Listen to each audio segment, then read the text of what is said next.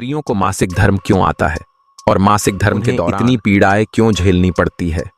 तो सुनो, सतयुग में कालकेय नाम सिद्ध दानव हुआ था। दानव होने के कारण उसका स्वभाव भी दानवी प्रवृत्ति का था। हमेशा युद्ध करने के लिए तत्पर रहता था। एक दिन सभी दानव कालकेय दानव के साथ मिलकर स्वर्ग लोक पर अधिपत्य करने के लिए आक्रमण करते थे। उन असुरों के पास भयंकर शक्तिशाली अस्त्र और खंजर। यह सब देखकर स्वर्ग लोक के सभी देवता भयभीत हो जाते हैं और वह तुरंत ब्रह्मा जी के पास पहुंच जाते हैं। सभी देवताओं को एक साथ देखकर ब्रह्मा जी ने कहा, क्या बात है, आप सभी इतना घबराए हुए क्यों एक साथ मेरे पास क्यों आए हो?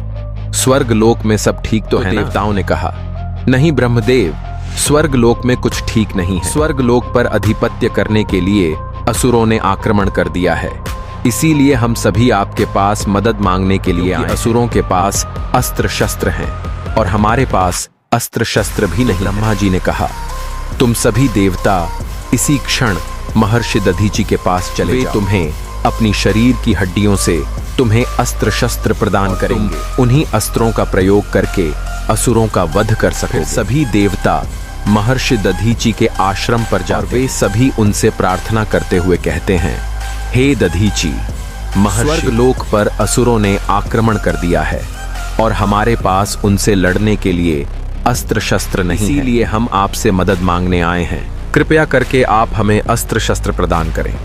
देवताओं की यह बात सुनकर महर्षि दधीच उन्हें अस्त्र शस्त्र दे देते। सभी देवता अस्त्र शस्त्र लेकर स्वर्ग लोक जाते हैं और उन असुरों से युद्ध करने लगते हैं। युद्ध में इंद्रदेव भी थे जो असुरों को पराजित कर रहे थे और इस प्रकार से दैत्यों और देवताओं के बीच आकाश मार्ग में भीषण युद्ध चलता है। देवराज इंद्र और असुर कालकेय आमने सामने आ जाते हैं।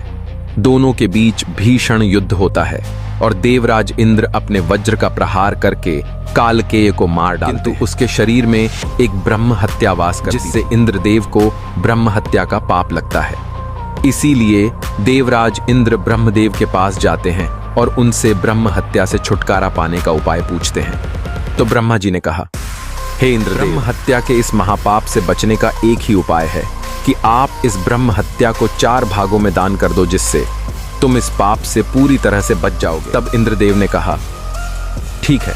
तो ब्रह्मा जी ने कहा, तुम्हारे ब्रह्म हत्या के पाप का 1/4 भाग अग्नि के भीतर रहेगा, क्योंकि जो भी मनुष्य अग्नि को आहुति नहीं देगा इस पाप को भोगना पड़ेगा।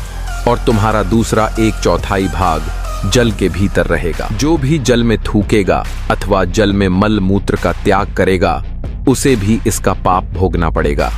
और इसका तीसरा 1/4 भाग पौधों और वृक्षों के भीतर रहेगा।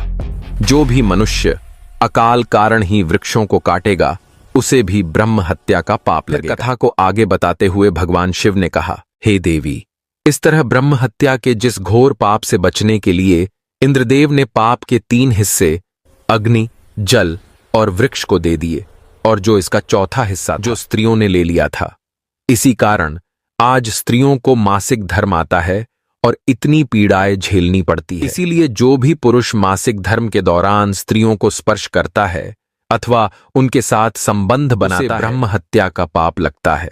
भगवान शिव कहते हैं, हे देवी, अब मैंने आपके सभी प्रश्नों के उत्तर दिए। माता पार्वती प्रसन्नता के साथ बोली, हे प्रभु, मैं इस अनमोल ज्ञान का अवश्य ही प्रसार करूंगी। आपका मनपूर्वक धन्यवाद। तो आशा करते हैं आपको यह कथा अवश्य ही अच्छी लगी होगी। तो वीडियो को लाइक और चैनल को सब्सक्राइब करना ना भूलिए। साथ ही कमेंट में जरूर लिखे, हर हर हर महादेव, जय मां दुर्गा अन्नपूर्णा।